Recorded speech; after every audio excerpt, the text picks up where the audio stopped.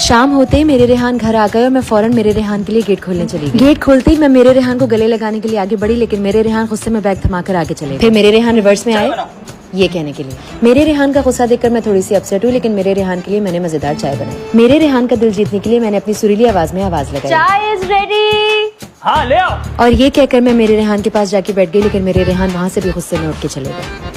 फिर मैंने देखा कि मेरे रेहान को सर दर्द हो रहा है। पहले तो मैंने सोचा कि गला दबा दूं, लेकिन क्योंकि मेरे रेहान है, मैंने सोचा सर दबा देती हूँ। हटो यहाँ से। मेरे रेहान को गुस्से में देखकर मैं तो परेशान ही हो गई।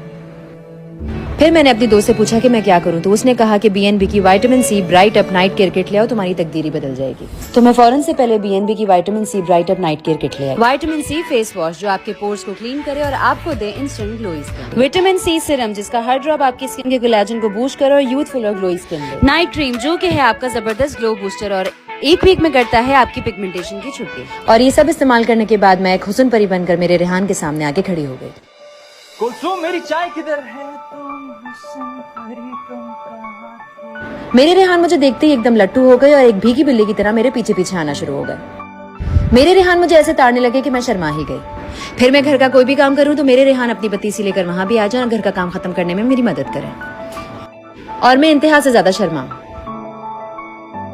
फिर मेरे रेहान मेरे साथ ग्लू की तरह चिपक गए, और इतना चिपक गए कि फिर मैंने सोचा कि मैं मेरे रेहान से छुटकारा कैसे पाऊं।